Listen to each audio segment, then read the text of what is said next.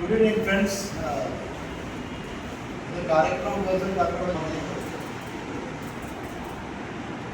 ఇచ్చాము. మీరందరూ వచ్చినందుకు మా అధ్యక్షుడు చంద్రమోహన్ మీకు అందరికీ శుభపరిచింది. కేంద్రానికి వచ్చినప్పుడు అందులో మీడియాతో పంచుకోవాల్సింది ఏమి చూపిస్తే ఎవరికో పంచుతుంది అన్నట్టుగా ఉంది. అత్యంత వివాదాస్పదమైన సున్నితమైన అసలు మీడియా కాన్ఫరెన్స్ మొదలుపెట్టినప్పుడే మీరు దేనికంటే కాపాడుకోవడం. మీడియా అనేది ప్రభుత్వాలు విమర్శిస్తుంది, ప్రతిపక్షాన్ని కూడా విమర్శిస్తుంది. అవాంఛనీయమైన కొన్ని సందర్భాల్లో జుగుప్సాకరమైన చర్చలకు ఒక ఫుల్ స్టాప్ ఫస్ట్ చెప్పాల్సిన అవసరం ఏర్పడింది. అది మొన్న ఆమె వస్త్రధారణ గురించి మొదలై అక్కడి నుంచి 2 మాటలు మాత్రమే వెనక్కి తీసుకున్నానండి. 2 మాటలు కదా, అసలు ఆ దృక్పథమే.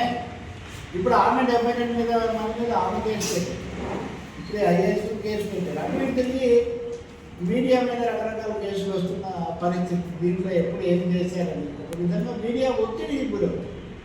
నాకు తెలిసి 1-2 మీడియా సంస్థలు ధైర్యంగా అప్పుడు ఇప్పుడు విమర్శనాత్మకంగా రాస్తున్నాయి. వాళ్ళకి మనం అభినందించాల్సిందే. ప్రతిపక్షం ఎప్పుడు విమర్శ చేస్తుంది నిజమే, కానీ అప్పుడు పలానా ముద్ర పడినటువంటి వాళ్ళు కూడా అంటే తెలుగుదేశానికి అనుకూలం, వైసీపీకి అనుకూలం అని ఇట్లా రకరకాల ముద్రలు వేసుకున్న వాళ్ళు కూడా కొన్ని పత్రికలు ధైర్యంగా రాస్తుంది. మొన్న విశాఖపట్నం వెళ్ళాను, కర్నూలు వచ్చాను, రేపు నేను మళ్ళీ తిరుపతి వెళ్తున్నాను. ఇవన్నీ కూడా ముఖ్యమైన కేంద్రాలు. ఈ అన్ని చోట్ల చాలా వివాదాలు ఉన్నాయి.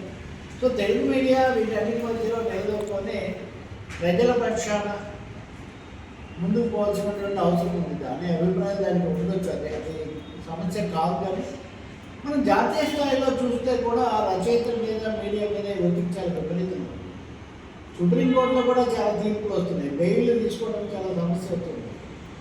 గతంలో మనం అవార్డు వాపసు చూసాం. ప్రభుత్వము రచయితల మీద చేస్తున్న దాడులు వీటికి నిరసనగా అవార్డులు వెనక్కిస్తే అవార్డు వాపసు అయినా ఒక ఉద్యమంలాగా తయారు.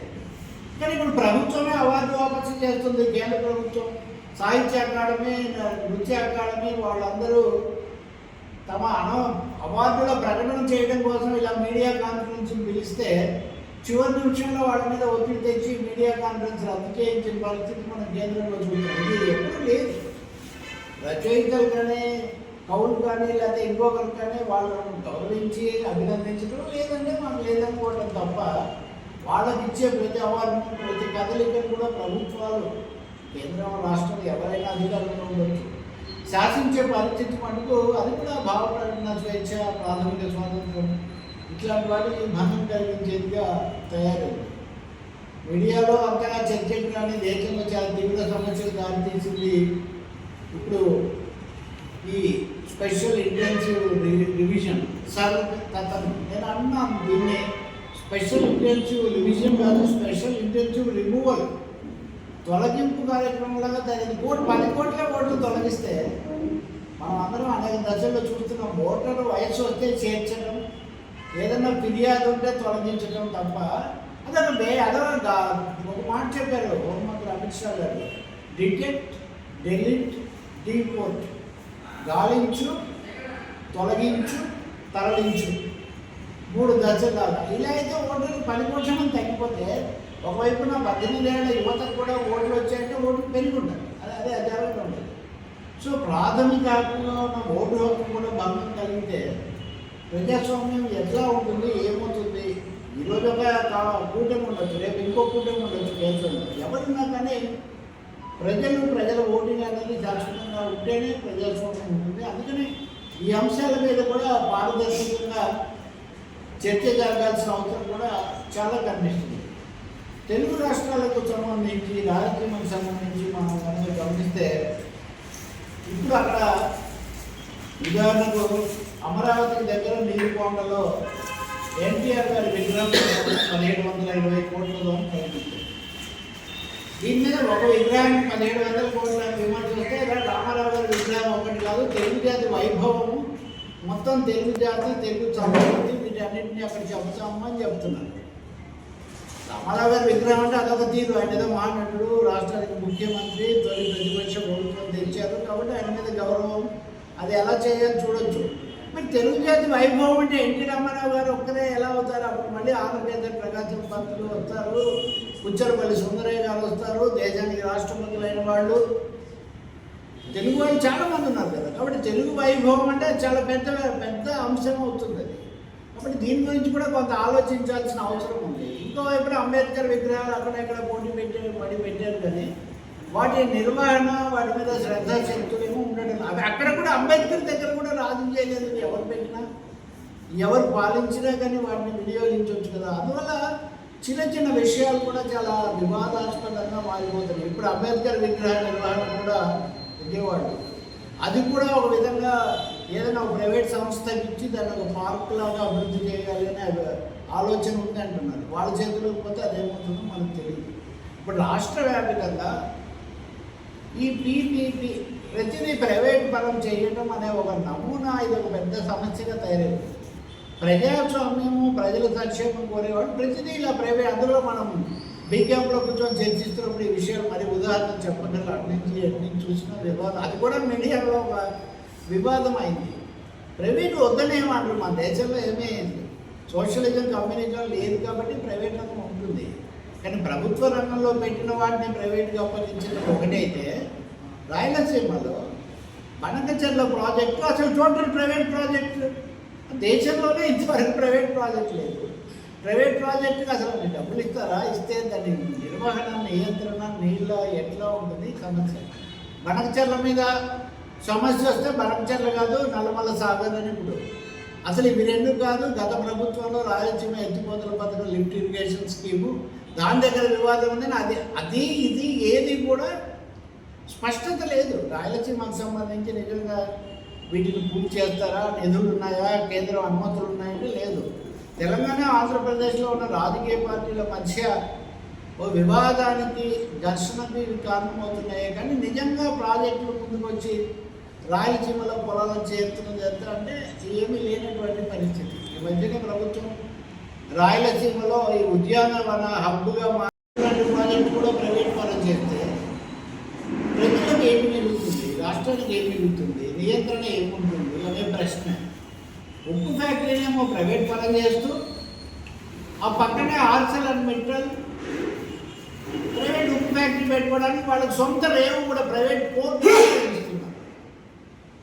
సో రహదారులు అమరావతిలో కూడా అంతే. అమరావతి ప్రపంచ బ్యాంకు రుణంతో కడతాం కాబట్టి అక్కడ యూజర్ ఛార్జీలు పెట్టి వసూలు చేయాలి. ప్రతిదానికి కూడా జమా ఖర్చులు, మామూలు ఆఫీసులో చూస్తాం కదా మనం, ఖర్చులు ఎక్స్పెండిచర్ రిపోర్ట్ ఇస్తే శాంక్షన్ చేస్తారు. ఆ పద్ధతిలో చేస్తే అమరావతికి ఏమవుతుంది? అసలు అమరావతికి అంత పెట్టడం ఏంటి అని ఒక విమర్శ. ఇతర ప్రాంతాల్లో అది ఒక్కటేనా రాష్ట్రం అంటే అదొక చర్చ. కాబట్టి ఒక బ్యాలెన్స్డ్ కలెక్టివ్ అప్రోచ్ ఆంధ్రప్రదేశ్కు చాలా అవసరంగా ఉంది. ఆ అప్రోచ్ కూడా ఒక పబ్లిక్ సెంట్రిక్, ప్రజా కేంద్రితమైన, ప్రజాపక్షమైనటువంటి లేకపోతే మనకు మొన్న ఎవరో నన్ను అడుగుతున్నారు పీపీపీ అంటే అన్ని పీలు వస్తుంది, ఒక పీనే ప్రైవేట్ అని, ఒక పీనే సత్యం.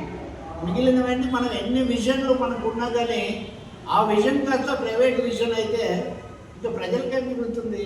బట్ ది బిగ్గెస్ట్ క్వశ్చన్ ఇప్పుడు రాష్ట్రంలో ప్రజా వనరులను, ప్రజలకు సంబంధించినటువంటి ఈ దీర్ఘకాల మౌలిక అవసరాలను ప్రభుత్వం ఆదుకోవడం, దీనికోసం కేంద్రం మీద మనం ఒత్తిడి తేవాలి. ఇంతవరకు ఒక్కసారైనా కానీ ఈ రాష్ట్రంలో ప్రతిపక్ష పార్టీలన్నీ కలిసి అన్నీ నేను ముందు అన్నీ కలిసి మాకు ఇది కావాలి, మాకు ఈ రాజధాని కావాలి, మాకు ఈ రాయలసీమకి ప్రాజెక్టు కావాలి, మా విశాఖ ఉప్పుని కాపాడుకోవాలని అడగడానికి ఏముందండి? సంతకం పెట్టలేదా?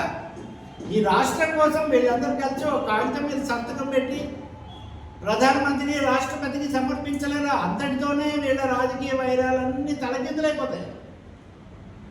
కాబట్టి తెలుగు జాతి లేదా ఆంధ్రప్రదేశ్ ఇప్పుడు విడిపోయిన తర్వాత తెలంగాణలోనేమో అన్ని మాట్లాడుకొని వాళ్ళు మీరెక్కువ అంటే మీరెక్కువ అని వాళ్ళు ఇప్పుడు కొత్తగా బీఆర్ఎస్ వాళ్ళు చంద్రబాబు నాయుడు చెప్పినట్టుగా రేవంత్ రెడ్డి నడుస్తున్నాడు. ఎందుకు నడుస్తాడు? ఆయన తన రాజకీయాల కోసం ఆయన నడుస్తాడు. ఆయన అవసరాలు ఉంటే ఆయన వాడుకోవచ్చు. కానీ రాజకీయాల్లో బంధుత్వాలే లేవంటుంటే గురువులు శిష్యులు ఏముంటుందండి? అందుకని డైవర్షన్, ప్రతి చర్చ డైవర్షన్ అయిపోతుంది. రెండో కోణం ఎవరు చెప్పట్లేదు. నేను ఇందా చెప్పినట్టుగా 1-2 పత్రికలు అంటూ ధైర్యంగా తమ విధానం తాము చెప్తున్నాయి. కొత్త ప్రభుత్వం వచ్చిన తర్వాత కూడా అంతకుముందు తాము చెప్పిన వాటికి వాళ్ళు కట్టుబడి విమర్శలు చేస్తున్నారు. అది మంచి విషయమే. అలా చేయాల్సిన అవసరం కూడా ఉంది. కేంద్రంలో మాత్రం పూర్తిగా మోడీ అలాగా మాట్లాడనివ్వట్లేదు కాబట్టి కేంద్రంలో అయితే ఆ వాతావరణం అస్సలు లేదు. సొంత గొంతుకులకు అవకాశమే లేకుండా పోతుంది. ఈ పరిస్థితుల్లో మీడియా కూడా తన స్వాతంత్రాన్ని హక్కులను కాపాడుకోవడం. మీడియా అంటే దేశం అంటే మట్టి కాదు, దేశం అంటే మనుషులు అని. మీడియా అంటే ఏంటంటే యజమానులు మాత్రమే కాదు, మీడియా యజమానులు, మీడియాలో పనిచేసే పాత్రికేయులు అందరూ కూడా. ఎందుకంటే ముందు కెమెరానే లాక్కుంటారు. ఆయన రాస్తాడా లేదా, ఆయనకు అధికారం ఎంత ఉంటుంది అనవసరం. కాబట్టి మీడియా అనేది పరోక్షంగా అన్ని దశల్లో దాడికి పెరుగుతుంది. వీటిని కాపాడుకోవాల్సిన అవసరం మటుకు చాలా ఉంది. ఈ కార్పొరేట్ ప్రేరితమైన, రెండో వైపున మత భరితమైన ఏముంది, మత రాజకీయాలు చాలా చెప్పారు. ఇప్పుడు మహారాష్ట్రలో చూస్తే మజ్లీసా వెళ్ళి బీజేపీనే బలపరిచారు. మత రాజకీయాలు చేసే వాళ్ళకు వాళ్ళ అవసరాలు వాళ్ళకు ఉంటాయి తప్పితే వేరే మతం కోసమే వాళ్ళ మతం ఇది మాత్రమే. సో ఈ రెండింటి మధ్యలో ఎలా కాపాడుకోవడం, అందరూ అల్టిమేట్గా మీడియా దగ్గరకు వస్తారు. మీడియా తప్పులు రాసింది, మీడియా పెద్ద చేసింది, మీడియా వక్రీకరించింది. అసలు మీరు మాట్లాడేదే వక్ర వాక్కులు. మీడియా వక్రీకరించాల్సిన అవసరం ఏముంది? మామూలుగా మీడియా వాళ్ళు ఎవరినైనా ఎక్స్పోజ్ చేయాలనుకుంటే వాళ్ళు మాట్లాడినట్టు రాస్తే చాలు. అసలు వేరే ఏం చేయను అసలు. ఇది ఇప్పుడు కాదండి. ఆంధ్రపత్రిక అప్పుడు ప్రకాశం పత్రిక మాట్లాడినామని ఇలాగే రాసేదండి. కాబట్టి ఇది మీడియాకు కళలు, సంస్కృతి వీటికి మటుకు చాలా సవాలు గడ్డు కాలంలో ఇది ఉంది. వీటన్నింటినీ కాపాడుకోవాల్సిన అవసరం మటుకు చాలా ఎక్కువగా ఉంది.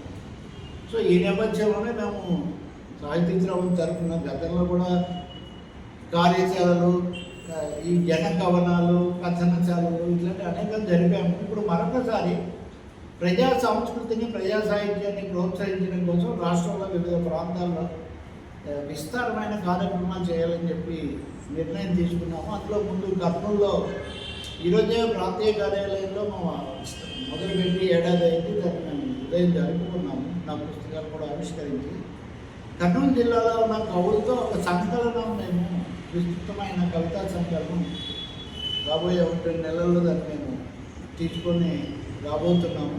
అలాగే విశాఖలో కూడా 100 మంది కవులతో మనం జనకవనం ఒకటి చేస్తాము. అది కూడా అక్కడ దాన్ని తీసుకొని రావడం అనేది జరుగుతుంది. దీంతో పాటు చాలామంది అడుగుతున్నారు తెలుగు భాష, కవిత్వ రచన, కథా శిల్పం, విమర్శ ఎలా ఉండాలి, ఇలాంటి అంశాల మీద కూడా శిక్షణా తరగతులు, ఇతరమైనటువంటి చర్చలు కూడా చేయాలి.